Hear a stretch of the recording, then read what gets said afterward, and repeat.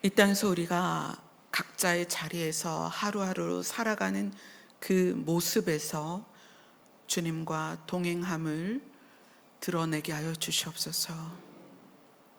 우리의 삶 가운데 예수님의 모습이 드러나게 하시고, 우리의 말 가운데 예수님의 향기가 드러나게 하시고, 우리의 걸음걸음이 예수님을 본받고 따라가는 걸음 되게 하여 주시옵소서. 예수님 이름으로 기도드리옵나이다. 아멘. 자, 오늘 말씀은 말라기 3장 13절에서 15절 말씀 보도록 하겠습니다.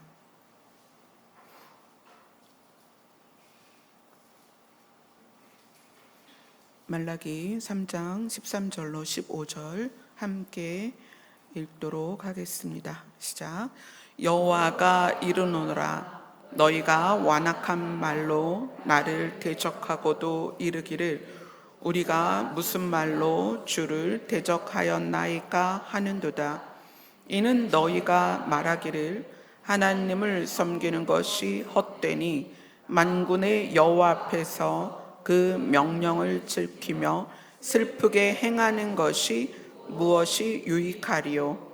지금 우리는 교만한 자가 복되다 하며 악을 행하는 자가 번성하며 하나님을 시험하는 자가 화를 면한다.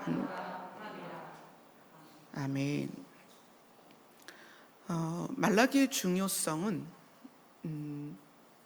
하나님께서 창세기라는 창세, 세상을 여는 그 말씀으로부터 쭉 시작해서 우리는 그것을 눈으로 본 적이 없고, 그리고 우리의 지식에는 하나님의 창세기, 하나님의 세상을 여심이 완전히 이해될 수는 없습니다. 그런데 하나님께서 그 창세기를 통해서 우리에게 다가오시고 우리에게 전적인 사랑을 부으시고 우리를 존재하게 하신 그 하나님이 하나님의 역사에 아주 큰 획을 긋는 사건이 하나님의 아들을 이 땅에 보내신 거예요. 그러니까 하나님의 아들을 이 땅에 보내시기까지의 모든 과정이 창세기에서 말라기까지 있고, 그리고 나서 예수 그리스도의 나심은 이러하니라 이러면서 예수 그리스도의 나심이 증거되기까지 하나님의 고뇌와 하나님의 슬픔, 그러니까 이 말라기를 더듬으면 이 말라기 안에는 하나님의 눈물이 굉장히 많아요. 이렇게 손으로 저벅저벅 짚어질 정도로 하나님의 눈물이 이 말라기 안에 가득합니다. 근데 그렇기 때문에 이 말라기를 가만히 들여다보면 예수 그리스도의 초림을, 당신의 아들을 이 땅에 보내기까지의 하나님의 깊은 고뇌와 또 우리를 사랑하심에 그 사랑을 포기할 수 없는, 우리 한 사람 한 사람을 사랑하는 그 사랑을 포기할 수 없는 그 애절함이 아들의 생명과 바꿀 수밖에 없는 타이밍에 와서, 이때가 말라기 때가 내 아들을 보내야 되는 이 타이밍에 접근된 그 시간에 하나님이 말씀하신 내용이라는 거예요. 그래서 이 말라기 내용을 여러분은 수시로 읽으셨으면 좋겠어요. 아들을 보내기 직전에 하나님은 어떠하셨을까? 그 마음이 어떠하셨을까? 우리의 상태가 어떠했을까? 근데 오늘 이 13절을 시작합니다. 하나님께서 말씀하셨다. 너희가 하나님을 어떻게 대적했냐면 말로 대적했다, 이렇게 얘기해요. 말로. 근데 무슨 말이냐? 완악한 말로 나를 대적했다, 이렇게 얘기해요. 이 완악하다는 것은 성질이 굉장히 억세요. 억세고 고집스럽고 사나워요. 근데 억세고 고집스럽고 사나운데 그것만 있는 게 아니라, 왜 억세고 고집스럽고 사나우냐면 대리석같이 마음이 굳어있기 때문이에요. 그리고 냉담하고 순종되어지지 않고 긍휼이 없는 마음에서 나온 말이, 그러니까 우리의 말인데 우리의 말들이 어떠하냐면 억세고 고집스럽고 사나운데 긍휼이 없고 순종이 없는 아주 굳은 마음에서 뱉는 말들이, 그런 말들이 하나님을 대적한다. 그런데 그렇게 말하고 있는데 우리는, 아니 우리가 하나님을 언제 말로 대적했어요? 우리는 주여 주여 하는 자들이고 와서 예배를 드리고 찬양하고 기도하고 사역을 하고 감당하고 있어요 라고 우리는 하나님께 반문을 하고 있다는 거예요. 그래서 그래, 증거를 대줄게 하는 게 14절입니다. 우리는 말로 하나님을 대적한 적이 없습니다 라고 하고 있지만 너희가 말하기를 하나님을 섬기는 것이 헛되니 만군의 여호와 앞에서 그 명령을 지키며 슬프게 행하는 것이 무엇이 유익하리요. 자, 요것은 사실은 요 내용은 이사야서에 보면, 이사야서 56장은 금식에 대해서 이야기를 하죠. 금식에 대해서 이야기할 때 우리가 한번 그걸 보고 나눠야 될 것 같아요. 이사야서 56장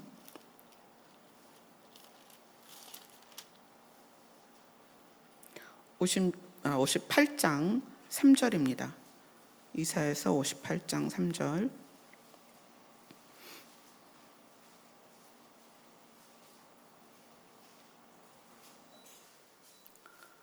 이사야서 58장 3절 같이 읽습니다. 시작. 우리가 금식하되 어찌하여 주께서 보지 아니하시오며 우리가 마음을 괴롭게 하되 어찌하여 주께서 알아주지 아니하시나이까. 보라, 너희가 금식하는 날에 오락을 구하며 온갖 일을 시키는도다. 자, 여기에서 이 금식하는 모습은 이 시대적으로 이때는 어떤 형태가 있었냐면, 지금도 마찬가지지만 우상 앞에 가서 자기를 괴롭히면 우상이 거기에 대한 보상을 해준다, 이런 생각이 있었어요. 그래서 그러한 마음으로 하나님께도 그렇게 하는 거예요. 내가 금식을 하고 내 몸을 괴롭히면 하나님께서 나에게 은혜를 더하실 거다. 그런데 하나님은 아니, 너희가 그렇게 하는 행위로 나를 기쁘게 하는 것이 아니야. 너희는 그렇게 하면서 마음이 바뀌지 않고 있어. 너희가 금식하는 날에 오락을 구하며 온갖 일을 시키는도다. 이 온갖 일을 시키는도다는 집에서 일하는 사람들이나 종을 압제한다는 의미예요. 그러니까 마음은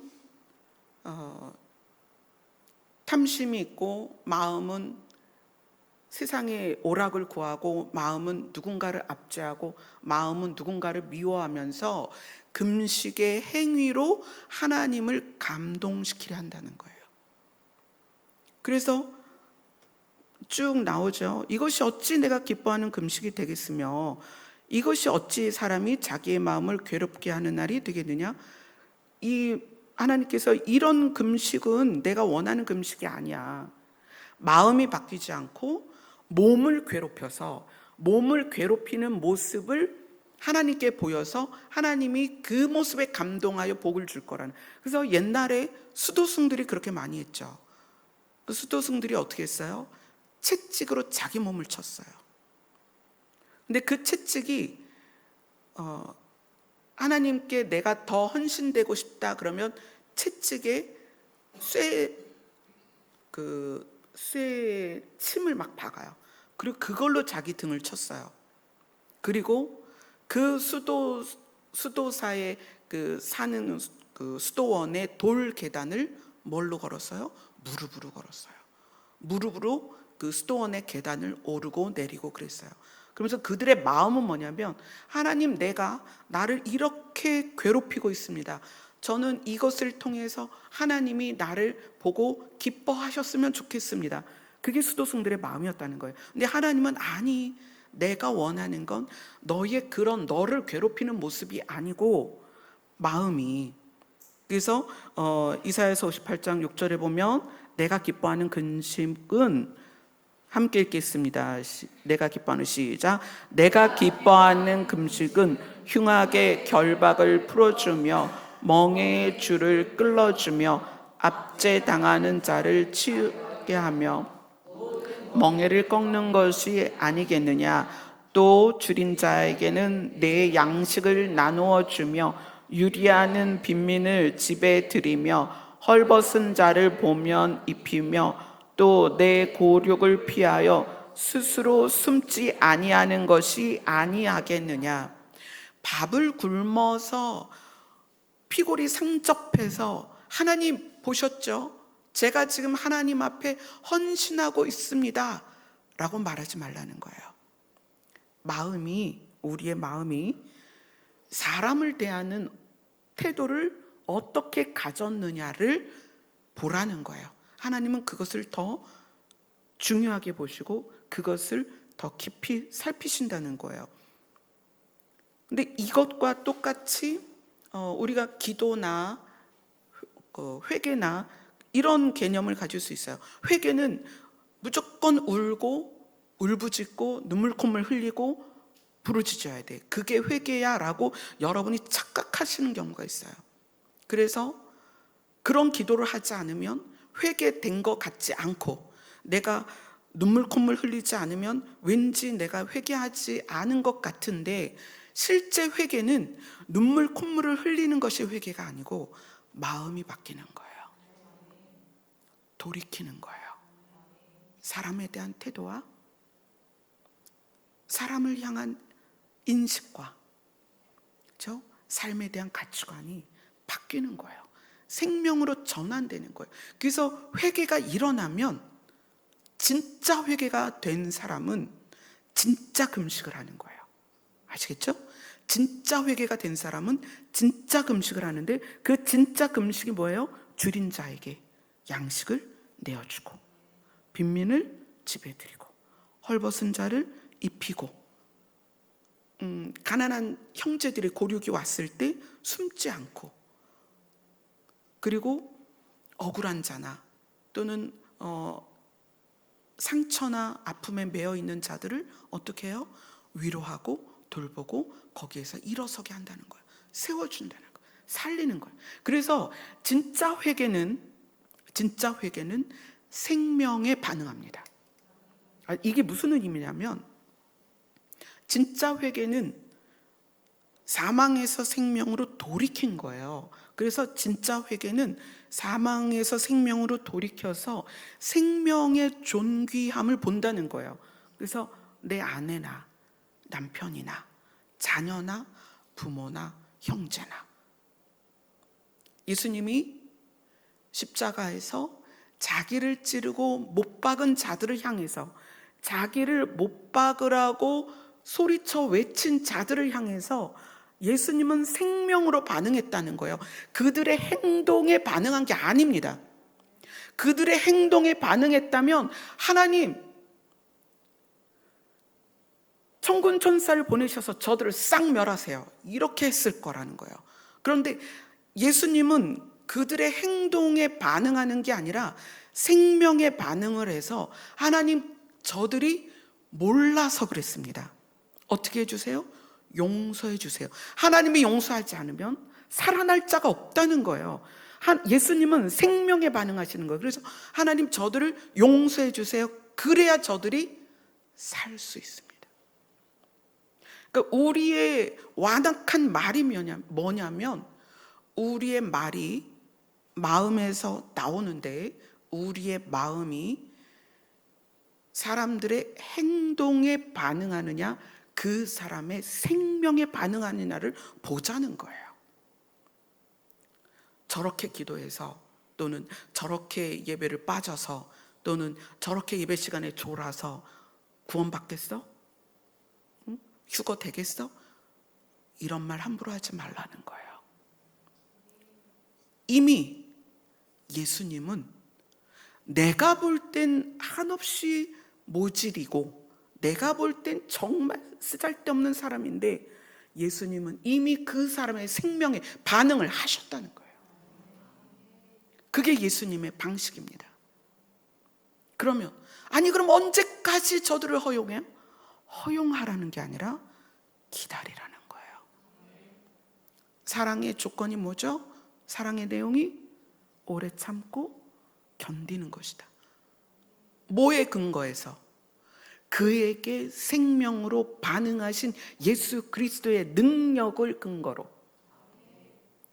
정말 부족하고 연약하고 우리가 신앙생활 하면서 함께 있고 싶지 않을 정도로 뭔가 문제가 태산 같은 사람이라 할지라도 예수님은 그에게 생명으로 반응하셨어요.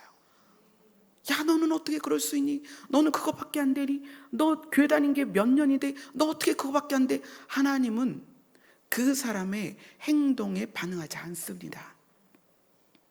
왜요? 예수님이 이미 그에게 생명으로 반응을 하셨기 때문이에요. 그래서 우리가 진짜 회개라는 것은 어떤 사람의 행동이나 어떤 사람의 그 상황이나 또는 어떤 사건이나 그거에 반응하는 것이 아니고, 이거보다 더 원초적인 건 그거죠. 누가 큰 집을 샀어, 뭐 누가 좋은 직장을 들어갔어, 누구 차가 커, 뭐 이런 거는 진짜 물건에 반응하는 거잖아요. 생명이 없는 물건에 내 마음이 요동친다? 이거 회개가 안 된 거예요. 돌이켜야 됩니다. 구원은 받았을지 몰라도 우리가 전적인 회개가 일어나지 않은 거예요. 그러면 우리는 남을 볼 게 아니라 내가 무엇에 반응하고 있는가, 이걸 보셔야 된다는 거예요.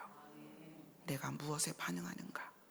그러니까 정말 많은 상처를 받고 정말 무례하고 정말 있을 수 없는 일을 경험해도 거기에서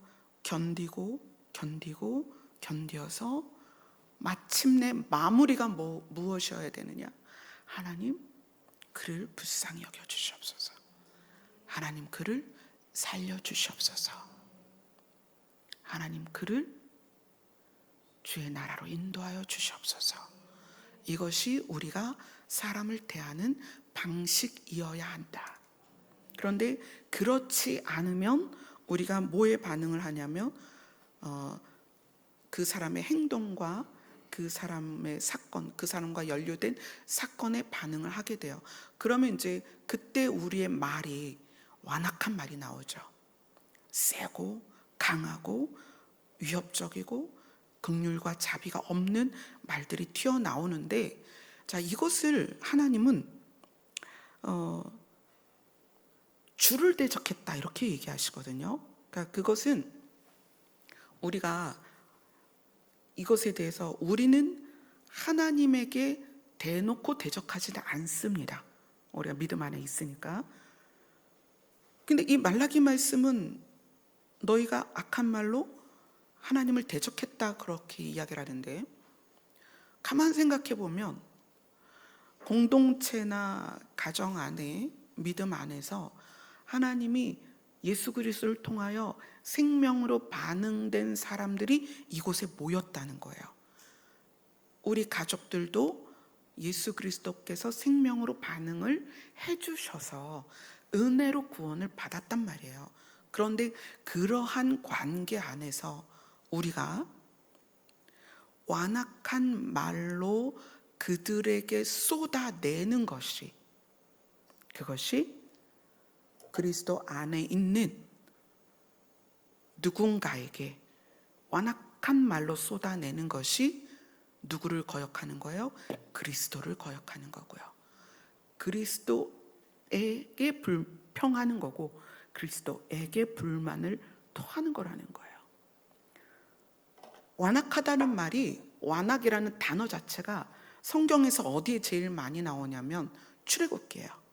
근데 출애굽기에서 이 완악하다라는 단어를 누구에게 계속 썼냐면 애굽의 바로에게 계속 썼어요. 바로가 완악해서. 근데 그 완악한 바로의 태도가 뭐냐면 이스라엘 사람들을 고통스럽게 하고 압제하고 놓아주지 않고 하나님을 향해 가지 못하게 하는 것들이거든요. 그러면 공동체 안에서 우리가 완악한 말로 관계 안에 형성되면 나도 주 앞에 가지 않고 상대도 완악한 말로 묶어서 주 앞에 가지 못하게 한단 말이에요. 이거는 말라기에서 하나님께서 우리에게 정말 꼭 하고 싶은 말씀입니다. 너희가 말하기를 하나님을 섬기는 것이 헛되다. 만군의 여호와 앞에서 명령을 지키며 슬프게 하는 것, 그거는 이제 애통하는 마음으로 걸은 걸음들이 헛것이다, 이렇게 말하는데, 여러분이 삶을 하나님을 아버지라 믿는다고 하면서 하나님을 아버지라 부르면서 삶의 불평과 불만이 가득해서 이거는 어떻고 저거는 어떻고 막 이렇게 얘기하면 하나님이 우리에게 허락하신 것에 대한 거절입니다. 이거 굉장히 중요한 거예요. 여러분의 삶의 자리에서의 불평, 삶의 자리에서의 불만, 삶의 자리에서의 대상을 향한 비난. 자, 대상을 향한 비난 한번 생각해 보세요. 하나님이 허락하지 않으면 우리는 누구도 관계되어질 수 없습니다. 아시겠어요? 지구상에 지금 한 80억 될까요? 70억, 80억 되는데 이 80억 인구 중에 부부가 되었다는 것은 80억 분의 1의 확률이라는 거예요. 이것이 어떻게 오다 가다 만나요? 여러분, 저와 여러분도 오다 가다 만날 수 없다는 거예요. 80억 분의 1의 확률로 우리가 운명으로 만났다는 거예요. 누가 맺어주신? 하나님의 은혜로.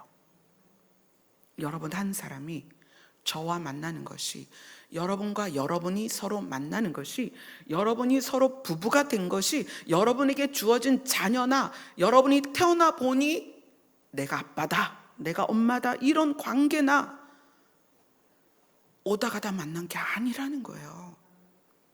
그런데 그 관계 안에서 내가 남편 때문에 못 살겠어, 아내 때문에 못 살겠어, 자식 꼴도 보기 싫어, 이런 마음을 갖는다면 이미 그것은 하나님께 완악한 말로 거역하는 거라는 거예요. 또한 오다 가다 만난 게 아닙니다. 정말 기가 막히게 대한민국에서 예산에서 이 응봉면 응봉리에서 여러분과 이렇게 만났잖아요. 이게 오다 가다 가능하겠어요? 저 태어나서 예산에 처음 왔거든요. 몇 년 있으면 60대요. 제 그동안에 이 예산이란 땅에 온 적이 없다고요. 그냥 오다 가다 심심해서 예산에 왔을까요? 아닙니다. 그러한 우리가 누구를 대하든 어떤 상황에서든 이게 조금 힘들 수 있어요. 그죠? 어떤 사람이 좀 불편할 수 있어요. 눈에 좀 거슬릴 수 있어요. 거슬린다는 건 이제 나랑 안 맞는 거죠. 안 맞을 수 있어요. 제가 방 하나 만들어 놓고 여러분 다 몰아놓고 함께 살아라 그런 거 아니잖아요. 그죠? 좀 불편해도, 좀 안 맞아도, 내가 오늘 이 사람과 이 공간에 있어야 되는구나. 하나님의 섭리에 순종하자는 거예요. 아멘. 그렇게 가는 거예요. 어떻게? 한 걸음 한 걸음 나에게 주어진 시간에 그렇게 가는 거예요. 저 사람이 때로는 나를 뺨을 칠 수 있어요. 그러면 내가 이 시간에 뺨을 맞아야 되는구나. 그래서 어떻게 알아요? 그럼 한 대 더 때리세요. 오늘 내가 뺨 맞는 날이네요. 한 대 더 때리세요. 그러라는 거예요. 겉옷을 달라 하면 당신에게 내가 겉옷을 벗어줘야 되는 때군요. 그럼 내가 안에 있는 것까지 벗어줄게요. 그러라는 거예요. 어떤 사람이 오리를 가자 하면 오늘 내가 당신과 오리를 걸어야 된다면 저는 기꺼이 십리도 가겠습니다. 그런 마음을 가지라는 거예요. 그것이 우리 안에 생명으로 반응하는 것이 익숙해지면, 생명에 반응하는 것이 익숙해지면 어떤 상태가 되냐면 거절하는 마음이 생기지 않아요. 이 거절하는 마음이라는 게 상황 또는 타인에 대한 반응되는 거거든요. 내 안에서 불편하고 싫고 얼굴 보기 싫고 이렇게 대면하기 싫은 이런 불편한 게 거절하는 마음이라는 거예요. 근데 이 거절하는 마음이 어디에서 오느냐? 하나님께서 우리에게 순리와 섭리로 개입하시고 인도하시는 거에 대한 거역이라는 거예요. 그래서 저 사람이 나와 맞지 않는 게 문제가 아니고 나와 맞지 않는 사람에 대한 내 마음이 거절하고자 한다는 게 문제라는 거예요. 그래서 뭐에 반응해라? 생명에 반응해라. 하나님이 저 사람을 살리려고 보내셨다. 그 보내신 사람에 대하여 생명의 반응을 하기 시작하면 오늘같이 너희가 완악한 말로 나를 대적했다라고 하시지 않을 거라는 거예요. 15절을 보면 15절을 같이 읽습니다. 말라기 본문입니다. 말라기 3장 15절 시작. 지금 우리는 교만한 자가 복되다 하며 악을 행하는 자가 번성하며 하나님을 시험하는 자가 화를 면한다 하노라 함이라. 우리들의 그 가치관이 현재 어떻게 형성되어 있느냐? 교만한 자가 복되다라고 당연히 우리는 말하지 않습니다. 어떻게 우리가 교만한 자가 복되다라고 말하겠어요? 그렇게 말하지 않아요. 그런데 우리 심리 안에 어떤 심리가 있냐면 스스로 이 교만이라는 단어가 다른 데에서는 자만이라고 쓰였거든요. 자만이라는 것은 스스로 자기를 높이는 사람을 말하는 거예요. 스스로 자기를 높이고 내가 높아져서 누군가를 업신여기는 사람인데, 또 우리는 대놓고 그런 사람을 좋아한다고 하지 않습니다. 그런데 묘하게 우리는 잘난 사람을 쫓아가고 싶어 해요. 잘난 사람을. 그러니까 내가 이것 좀 해. 내가 좀 이런 사람이야. 이럴 때 내가 뭐 1억 많이 배웠어. 내가 돈이 좀 많아. 내가 좀, 이거를 말로는 하지 않는데 그 사람 안에 그런 게 들어있단 말이에요. 그래서 어떻게 하냐면 굉장히 힘을 주고 부풀리고 가르치고 명령하고 다스리고 통제하려고 한단 말이에요. 근데 우리 안에 어떤 비겁함이 있냐면 강한 자에게 붙어서 강함을 공유하려고 해요. 그래서 유명한 사람 좋아하고 권력 잡은 자를 좋아하는 이유가 그거예요. 여러분, 그게 없을 것 같죠? 우리 안에 그러한 아주 야비한 마음이 있다는 거예요. 그래서 교만한 자가 복되다라고 하는 이것이 우리 안에 자만으로 가득해서 뭔가 부풀려지고 커져 있는 그 대상을 쫓아가는 걸 좋아하는데, 거짓 선지자들에 대해서 구약에 그렇게 얘기해요. 거짓 선지자에게 하나님이 벌을 내리시는데 거짓 선지자를 불못에 넣을 거예요. 그죠? 계시록을 보면 거짓 선지자를 불못에 넣습니다. 그런데 거짓 선지자를 따라가는 자도 불못에 넣는다, 그렇게 돼 있어요. 거짓 선지자를 불못에 넣는데 거짓 선지자를 따라가는 자도 거짓 선지자와 같은 벌을 받을 거라는 거야. 같은 심판을. 그러면 이제 그것에 대해서 우리가 어떻게 생각하냐면, 아니 거짓 선지자는 원래 나쁜 놈이고, 그런데 모르고 그를 따라갔는데 왜 같은 벌을 받아야 되느냐? 거짓 선지자가 가지고 있는 특징, 내가 봤고 들었고 내가 이렇게 하고 내가 하나님의 뜻을 알고 내가 하나님의 뜻을 행한다라는 그 부풀려진 자만을 누군가는 그거에 기대길 원해서 따라간단 말이에요. 마지막 때일수록 우리에게 중요한 건 하나님의 말씀이에요. 이미 하나님은 언약을 또 진리를 우리에게 주셨습니다. 부풀려진 거를 찾지 마세요. 부풀려지기 위해서 그 안에 뭐가 들어가요? 누룩이 들어가는 거예요. 누군가가 자기가 부풀려졌다면, 또 부풀려진 대상이 있다면 조심하셔야 돼요.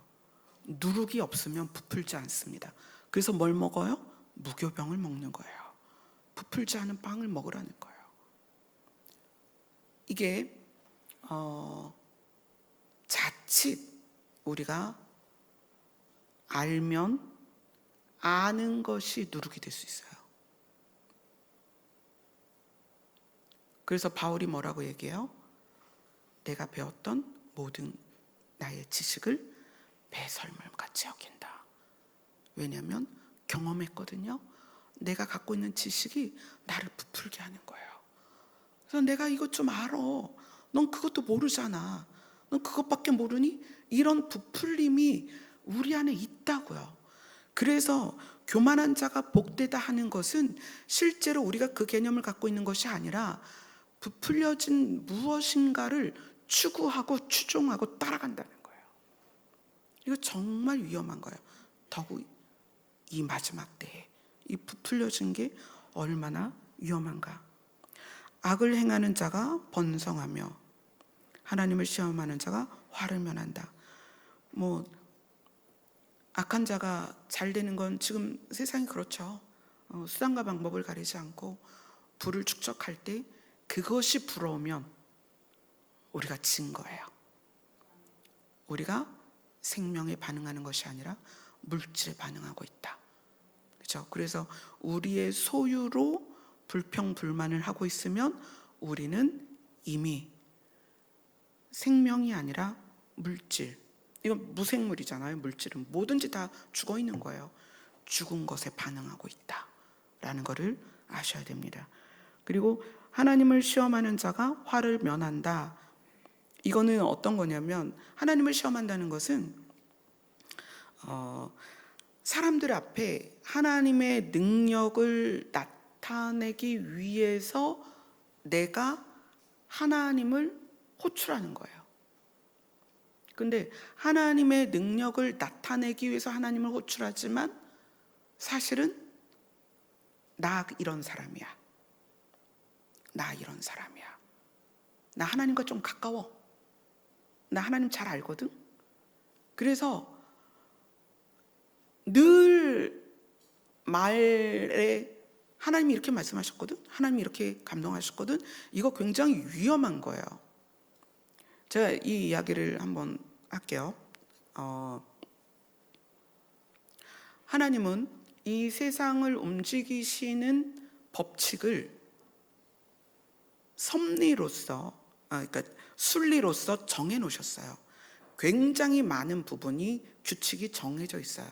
그리고 하나님께서는 율법으로 우리에게 세세하게 다 가르쳤어요. 무엇은 선이고 무엇은 악이다. 그런데 예수님이 오셔서 더 간결하게, 더 쉽게 알아듣게 공식 2개를 딱 주셨어요. 공식이 많으면 어떤 공식을 취해야 될지 우리가 헷갈리는데, 공식 2개를 딱 주셨어요. 자, 이 공식대로 살아라. 아멘. 이 공식대로 살아라. 첫 번째 공식은 하나님을 사랑하는 것이고, 2번째 공식은 사람을 사랑하는 거야. 네, 하나님을 사랑하는 것과 사람을 사랑하는 것이 감정이 아니다. 그죠? 사랑이 무엇인지 고린도전서를 통해서 우리가 같이 나눴습니다.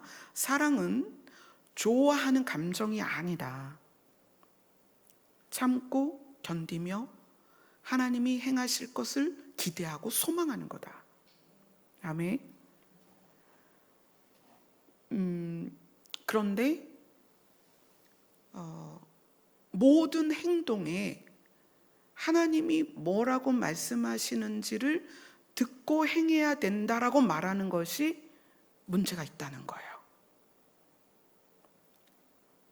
누구를 만나고 누구에게 선을 베풀든 또 누구와 교제를 하던 어떤 일을 하던 하나님이 예수 그리스도를 통하여 우리에게 진리를 명확하게 주셨습니다.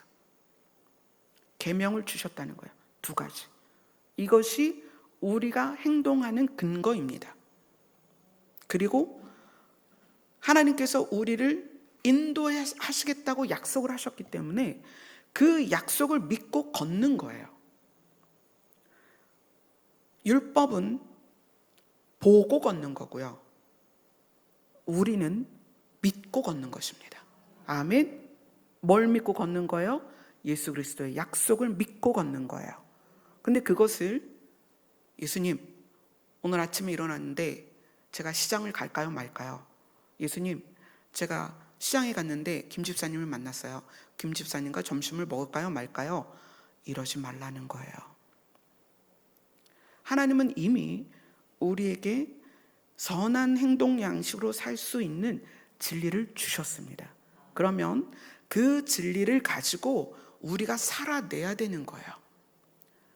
우리가 어릴 때에는 초등학문처럼 이건 이래야 돼, 가위는 만지지 마, 칼도 만지지 마, 이건 입에 넣으면 안 돼, 막 이렇게 하죠. 그러나 어느 정도 시간이 지나면 내가 그것을 어떻게 하고 어떻게 실천할 것인가를 선택하고 결정하는 거예요.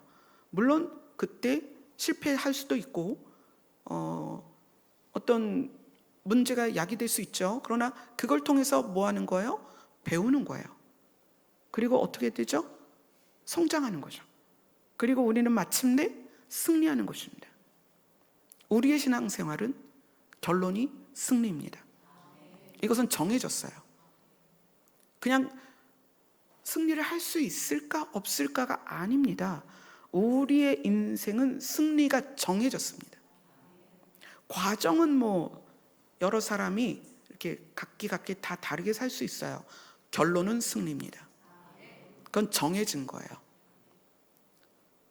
이것이 우리가 인생을 살면서 여기에서 이제 말라기에서 하나님을 시험하는 자가 화를 면한다 하면서 하나님을 시험하는 것, 그리고 뭐랄까요, 이제 나는 이 정도 해도 하나님이 나에게 벌을 주시지 않아, 이런 개념. 뭐 우리에게 그런 일은 없겠지만 이게 우리는 어떻게 하냐면 하나님이 원하시지 않는 행동을 하면서도 죄책감이 없다면 이런 거죠. 하나님을 시험하는 자가 화를 면한다, 이런 느낌으로 우리가 살고 있는 거예요. 자, 이 말라기에서 이 말씀들이 우리에게 지금 이제 아주 중요한 부분을 터치하는데 16절을 같이 읽겠습니다. 시작.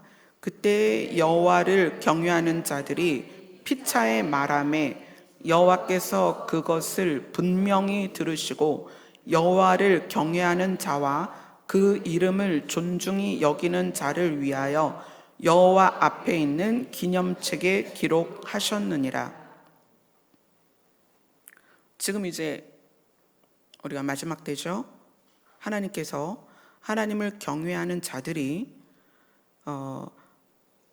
피차의 말하매, 여기에서 이 피차의 말하매는 하나님을 경외하는 사람들이 모여서 서로 자주 말하는 내용들에 대하여 하나님이 어떻게 하시느냐, 여호와께서 그것을 분명히 들으시고, 이거는 집중하여 들으신다는 거예요. 주의해서 들으신다는 거예요. 하나님께서 경청하신다는 거예요. 무엇을? 말을. 우리의 말을. 하나님을 경외하는 자들이 서로 말합니다. 서로.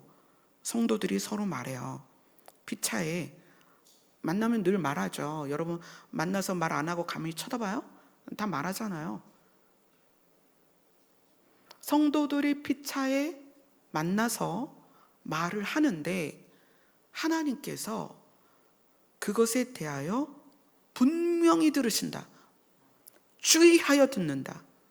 뭐라고 말하는지. 자, 이게 13절 시작에 너희가 완악한 말로 나를 대적했다 그랬어요. 하나님은 우리의 말을 들으십니다. 말을 들으시는데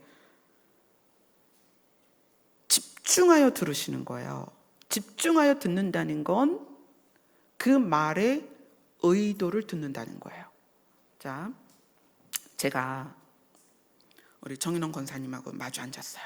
마주 앉아서 어떡해요, 우리 정윤자매가 요즘 몸이 많이 아픈 것 같아요. 그래요? 그러면 저는 잘 못하는데 권사님이 죽을 좀 쏟아 주면 어떨까요? 이러고 두런두런 얘기해요. 자, 그럼 하나님이 들으시는 거예요. 자, 집중해서 들으시는 거예요. 저 한 목사하고 정윤원 권사님하고 둘이 정윤자매에 대해서 이야기를 하는데 저 뭐라고 얘기하나? 하나님의 들으심은 마음을 들으십니다. 우리가 관계 안에서 타인의 말을 안 할 수 없어요. 그런데 그 타인의 말에 대한 내용 안에 있는 숨은 의도, 내가 A에 대하여 무엇을 말하고 싶은가? 내가 B에 대하여 무엇을 지금 드러내고 있는가? 숨은 의도를 하나님이 주의 깊게 들으신다는 거예요.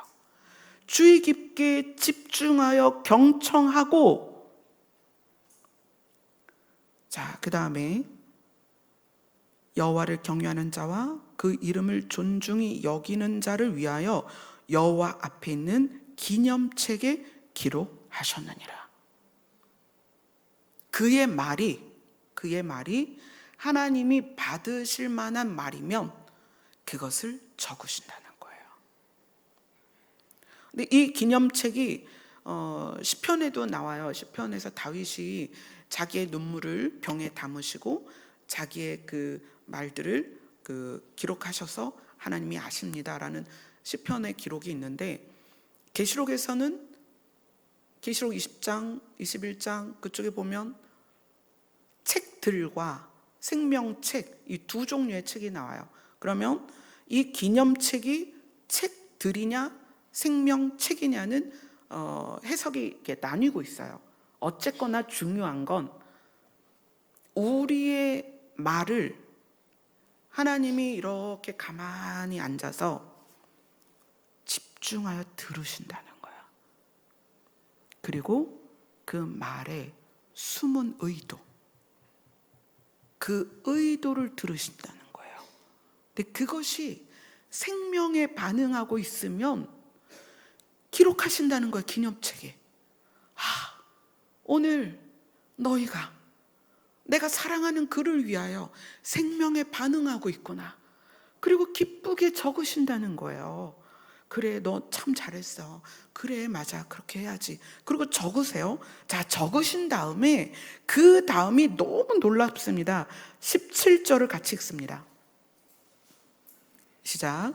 만군의 여호와가 이르노라. 나는 내가 정한 날에 그들을 나의 특별한 소유로 삼을 것이요, 또 사람이 자기를 섬기는 아들을 아낌같이 내가 그들을 아끼리니. 자, 여호와를 경외하고 여호와의 이름을 존중히 여기는 자들이 피차의 생명에 반응하는 대화를 하면 주의 깊게 하나님이 들으시고 기쁘게 쓰신다는 거예요.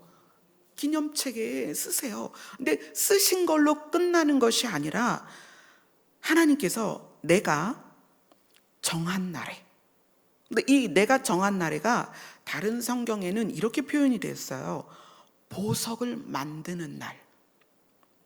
보석을 만드는 날, 그들을 나의 특별한 소유로 삼을 것이다. 자, 보석이 원래 어디에서 발견됩니까? 처음에 나무에 달려요? 어디서 캐요? 땅에서 캐죠. 자, 그럼 땅 속에 돌도 있고 보석도 있는데 하나님께서 땅을 헤쳐서 보석만 꺼내신다는 거예요. 그것을 뭐라고 표현했냐면 나의 특별한 소유다. 내가 그들을 돌과 섞여 있는데 어떤 날이냐면 내가 정한 날 돌들 속에서 보석을 취할 거야. 여러분 무슨 감이 오지 않아요? 그날 내가 너를 특별한 소유로 삼을 건데 너를 보석으로 만드는 날이야. 그날이 흙 속에 들어있어서 땅 속에 갇혀 있어서 산 속에 들어있어서 돌들과 똑같이 굴러다니고 있지만 내가 어느 날 너를 그 돌들 속에서 보석으로 꺼내주겠다는 거예요. 그래서 내가 너를 특별한 소유로 삼을 거야. 그리고 사람이 자기를 섬기는 아들을 아낌같이, 그러니까 여기서는 이제 친아들을 말하는 거죠. 어떤 사람이 부모인데 친아들이 그 부모에게 정말 효도를 해요. 그러면 그 부모는 그 아들이 너무 사랑스럽죠. 그래서 그 아들을 아낀단 말이에요. 근데 사람이 자기를 섬기는 친아들을 아낌같이 내가 그들을 아낄 것이다. 상하지 않게, 더럽혀지지 않게, 남의 발에 치이지 않게 아낄 것이다. 이게 뭐예요? 말라기에서 말하는 휴거 사건이에요. 놀랍죠? 우리가 신부 준비하고 신부 단장한다고 이야기를 하잖아요. 그죠? 그런데 제가 말라기를 시작하면서 이 말라기가 주의 오심을 메시아를 준비하고 있는 유대인들에게, 그 메시아와 멀어져 있는 그 유대인들에게 메시아를 드러내시는데, 이것이 2000년이 지난 이제 말라기로부터는 이제 한 2400년 500년 그 정도 지난 거잖아요. 우리로서는. 우리에게는 메시아의 오심에 있어서 무엇을 알려주실까? 근데 반드시 말라기에는 휴거 사건이 있어야 해요. 반드시 있어야 돼요. 근데 그 부분이 여기에 있는 거예요. 너희가 하나님을 경외하고 그 이름을 존중히 여기는 자라면 그 말이 생명에 반응하는 말이 나올 거고, 그런 대화를 내가 유심히 신중히 들어서 너희들의 마음 깊은 곳의 의도를 알아낼 거야. 근데 너희들이 정말 생명에 반응된 말들을 한다면 내가 기쁘게 그거 다 적을 거야. 다 적고 내가 정한 날이 탁 왔을 때 너희를 돌들 가운데 두지 않을 것이라는 거예요. 얼마나 놀라운 일이에요. 내가 너희를 보석으로 삼을 것이다. 아낄 것이다. 환난을 이기게 할 것이다. 피하게 할 것이다. 그 환난 가운데 내가 너를 지켜줄 것이다. 굉장히 놀라운 말이라는 거예요. 근데 그것에 대한 검증이 있어야 되겠죠. 자, 18절을 읽겠습니다. 시작. 그때 너희가 돌아와서 의인과 악인을 분별하고 하나님을 섬기는 자와 섬기지 아니하는 자를 분별하리라. 아멘. 자, 휴거되고 나서, 그죠? 예수님이 재림하실 때, 그때 너희가 돌아와서, 너무 멋있지 않아요? 이 돌아와서가 리턴이에요. 장소적으로 바뀐다는 거예요. 우리가 예수 그리스도 앞에 있다가 이 땅으로 돌아와서, 리턴이에요. 돌아와서 의인과 악인을 분별하고 하나님을 섬기는 자와 섬기지 아니하는 자를 분별하여 그 다음에 어떻게 한다? 10고을, 5고을 다스리며 왕노릇할 것이다. 예수님의 재림과 함께 시작되는 게 천년왕국이죠.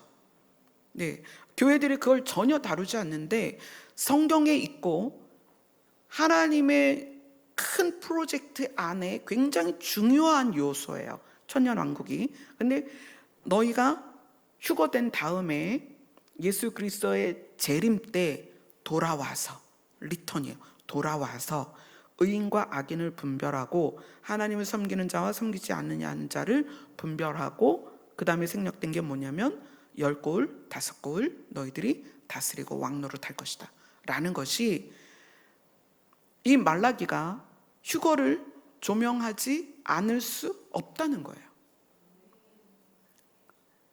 우리에게 주시는 말씀이기 때문에.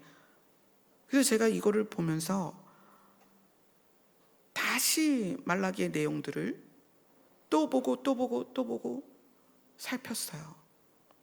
하나님은 우리의 행동에 반응하는 것이 아니라 마음에 반응하십니다. 너희들이 어떤 마음을 가지고 있니? 그래서 예수님이 우리에게 가르치셨죠. 너희는 내 마음을 배워라. 나는 온유하고 겸손하니.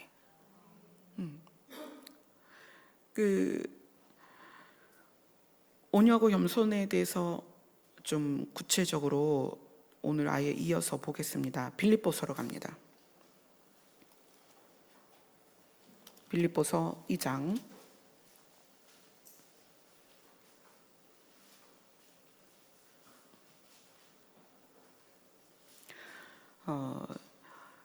2장 1절부터 4절까지 먼저, 빌립보서 2장 1절부터 4절까지 먼저 읽겠습니다. 시작.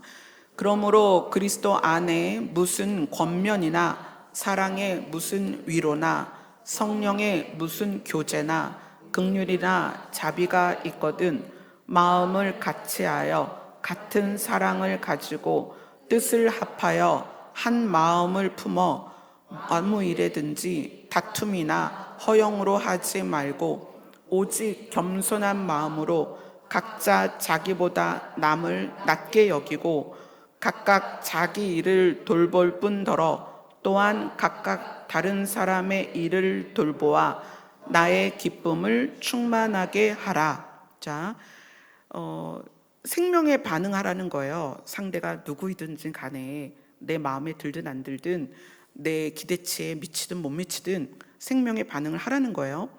그 다음에 5절에서 이렇게 말해요. 너희 안에 이 마음을 품으라 곧 그리스도 예수의 마음이니. 자, 예수님의 마음으로 한 마음이 돼야 된다는 거예요. 여러분에게 한번 질문을 할게요. 여러분이 하나님께 영광을 올려드린다. 그러면 내가 하나님께 영광을 올려드린다. 그러면 어떻게 하는 모습이 상상이 되나요? 내가 하나님께 영광을 올려드린다. 그럼 보통은 찬양과 경배와 기도와 예배와 봉사와 헌신과 전도와 선교와 이런 것들이 우리 안에 생각이 난단 말이에요. 근데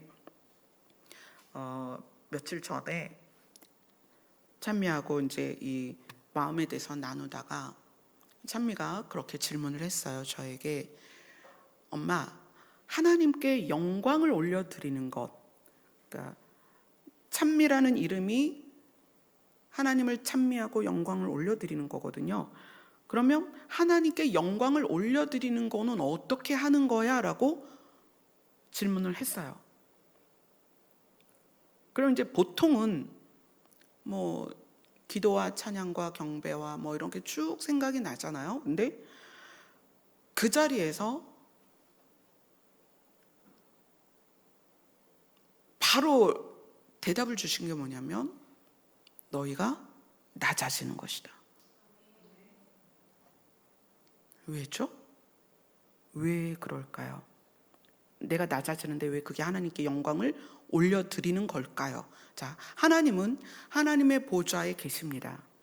그죠? 하나님의 자리는, 하나님의 보좌는 3층 천에 이미 계세요. 자, 하나님의 보좌가 있는데 우리가 우리의 위치에서 낮아지면 낮아질수록 하나님은 높아집니다.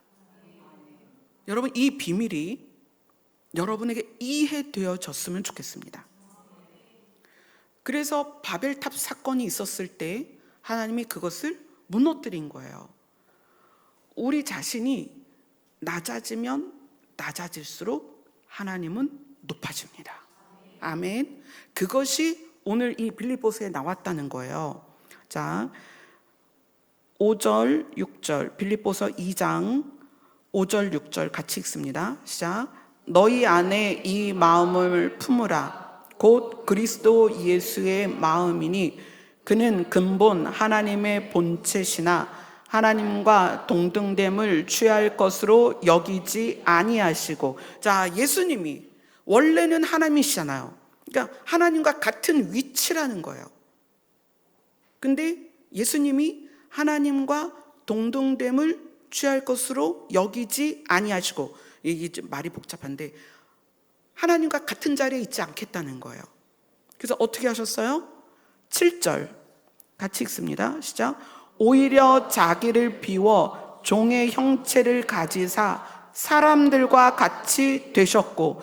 예수님이 신이신데 하나님과 같은 위치에 있어도 돼요. 그게 당연해요. 신이시니까. 근데 그 예수님이 사람의 형체로, 종의 형체로 내려오셨다는 거예요.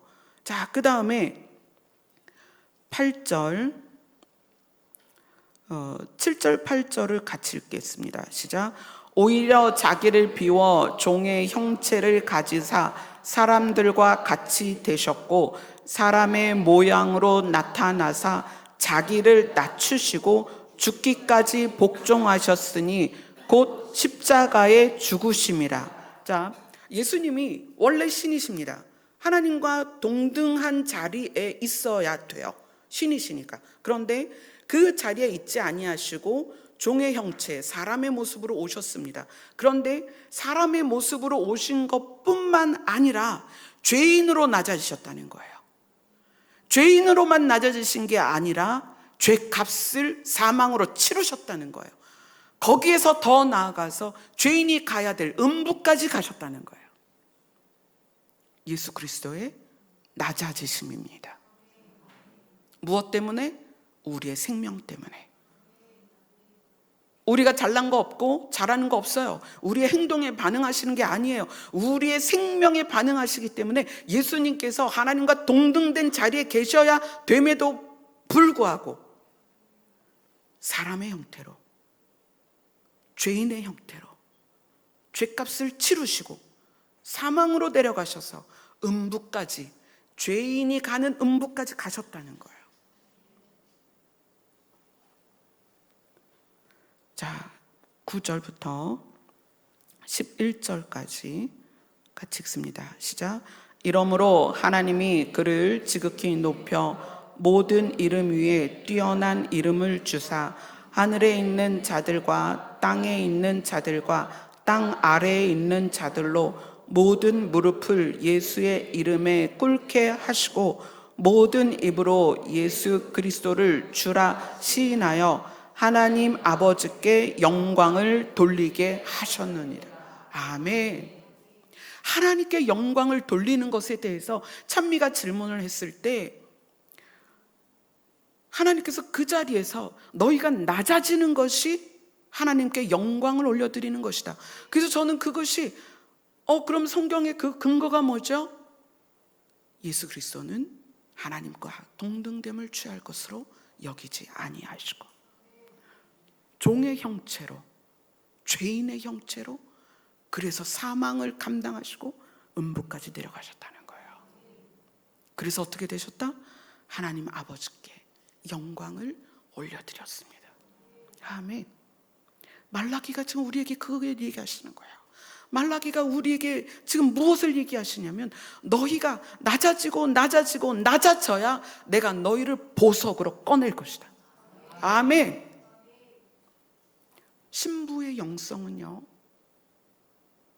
행동에 있지 않습니다. 신부의 영성은 마음에 있다는 거예요. 낮아지고 낮아지고 낮아지는 마음. 이것이 여러분 열등감하고는 전혀 다릅니다. 열등감의 끝은 우울증이고 정신병이에요. 그러나 우리의 낮아짐은 순종이라는 거예요. 그분의 말씀에 대한 순종, 거역하지 않고 막 거기에 내가 저항하지 않고 모든 상황을 견디는데 무엇으로 견뎌요? 믿음으로 견디는 거예요. 그분의 약속을 믿고 그분이 주시고자 하는 하나님의 나라를 소망하고 그것을 기대하면서 내가 지금 정말 힘든 일이 있어도, 억울한 일이 있어도, 속상한 일이 있어도 그것을 사람과의 관계에서 말로 풀어내고 막 그러는 것이 아니라 내가 낮은 자리에서 기다리는 거예요. 참고 견디는 거예요. 그럴 때 어느 날, 그날이 오면, 말라기에서 말하는 그날, 내가 너희를 돌들 가운데에서 특별히 너를 보석으로 취할 것이다. 그리고 내가 내 아들을 아끼듯이 너를 아낄 것이다. 여러분 놀랍지 않아요? 하나님이 우리를 아껴주신대요. 오늘 말라기 말씀은요, 우리를 그렇게 하고자 하는 하나님의 마음입니다. 나는 너희들이 돌들처럼 있지 않고 내가 아들처럼 아끼는 보석이 됐으면 좋겠다. 내가 너희를 취할 날이 올 것이고 그 다음에 내가 너희를 취한 다음에 돌아오면 너희 10골 5골 다스리는 왕 노릇을 하게 될 건데, 그런데 전제가 있어. 뭐죠? 마음이 예수 그리스도를 닮아야 된다는 거예요. 하나님께 영광 올려드릴 때 예수님에 대해서 어떻게 하셨어요? 하나님께서 그를 지극히 높여 모든 이름 위에 뛰어난 이름을 주셨다. 그러면 우리를 친아들같이 그렇게 하시겠다는 거예요. 우리를 어떻게? 보석으로 취하시겠다는 거예요. 그래서 그 날에 내가 너희를 특별한 소유로 삼을 것이다. 내가 너희를 아껴줄 거야. 돌들처럼 발로 치도록 하지 않고 내가 너희를 품에 안고 아껴줄 거야. 하나님의 진심은 우리를 향한 심판이 아니에요. 하나님의 진심은 우리 모두 한 사람 한 사람을 보석으로 만들고 싶다는 거예요. 하나님의 진심은 보석으로 취해서 아끼고 싶다는 거예요. 너 이랬지 저랬지 행동에 반응하는 것이 아니라 하나님은 우리를 생명으로 반응하셔서 그렇게 귀하게 여기고 싶다는 거예요. 그거를 우리가 알고 그걸 좀 믿었으면 좋겠어요. 그게 믿어지지 않으니까 나도 행동으로 교정하려고 하고, 그게 믿어지지 않으니까 사람을 행동으로 교정을 하려고 하는 거예요. 여러분, 내가 죽고 그리스도가 사는 것은요, 여러분 안에 급소를 찾으셔야 돼요. 손발을 잘라서는 여러분의 행동만 제약이 있어요.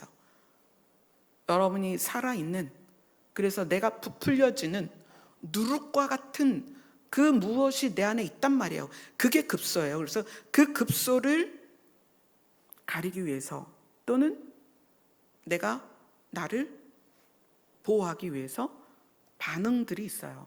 화를 내거나 짜증을 내거나 과하게 나를 부풀리는 그런 모습들이 있단 말이에요. 그러면 내가 죽고 그리스도가 살려면 우리는 내 안에 내 급소를 찾으셔야 돼요. 그리고 말씀으로 여러분의 급소를 찌르세요. 말씀은 양쪽에 날선 검이다. 찔러 쪼갠다. 여러분 손발 자르는 걸로 안 됩니다. 행동을 교정하는 걸로 안 된다는 거예요. 우리의 마음이 바뀌어야 돼요. 근데 내 마음이 부풀려져 있단 말이에요. 그 무엇인가로 부패해서. 여러분 썩으면 가스가 나오죠. 썩어서 가스가 나오면 봉다리가 빵빵해져요. 우리 안에 그런 급소가 있다는 거예요. 말씀으로 그 급소를 찾아서 찔러 쪼개세요. 아플 수 있어요. 피가 날 수 있습니다. 그러나 피 흘리기까지 우리가 죄와 싸워야 되는 이유는 그날에 하나님께서 우리를 보석으로 취하신대요. 놀랍지 않아요, 여러분? 여러분 자신이 수많은 돌들 가운데 감춰져 있는데 하나님은 그날 여지없이 파헤쳐서 우리를 꺼내시겠다는 거예요. 돌들 사이에서. 그 영광이 곧 온다는 거예요. 아멘. 이제 다음 주 한 주간이면 말라기가 끝납니다. 이 말라기를 통해서 하나님은 우리를 살리기를 원하십니다. 내가 너를 죽일 거야, 심판할 거야가 아니라 우리를 살리시겠다는 거예요. 우리가 돌로 남아있을지 보석이 될지는 우리가 이 말씀을 붙잡고 그 말씀으로 내 급소를 찔러서 내가 사는 것이 아니라 그리스도가 살게 해야 된다는 거예요. 아멘. 아멘. 우리 찬양합시다.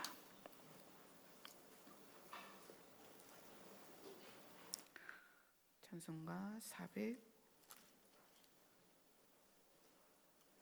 425장입니다.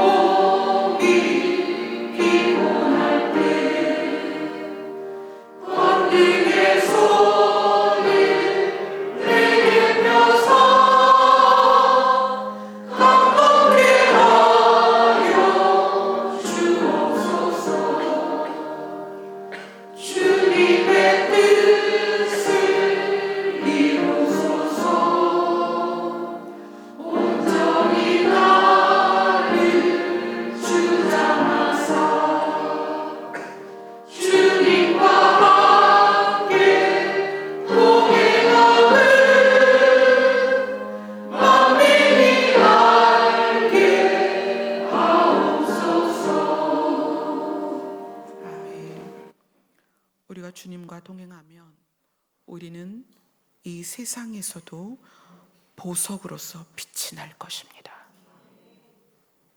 우리는 빛이 나는 존재예요. 왜냐하면 하나님이 우리의 생명에 반응해 주셔서 우리를 하나님 것으로 삼으셨고, 그래서 우리는 신의 자녀가 되었습니다. 하나님은 빛이시라. 우리는 빛나는 존재예요. 우리가 그것을 인식하고 신으로서 살 때 더 빛나게 될 것입니다. 그러면 그날에, 하나님이 정하신 그날에 우리는 흙 속에 감출 수가 없어요. 하나님은 바로 우리를 보시고 꺼내십니다. 이 지구에서 우리를 분리하여 내실 날이 온다는 거예요. 무엇으로서? 보석으로서. 그런데 하나님께서 일상에서 무엇을 보신다? 우리의 마음을 들으시고 마음을 보시고 그것을 기록하신다는 거예요. 아멘. 하나님, 우리에게 얼마의 시간이 있는지는 모르겠지만, 또 우리가 앞으로 어떤 일을 겪어야 될지는 모르겠지만, 이 모든 시간에 우리의 보석의 빛이 흐려지지 않게 하여 주옵소서.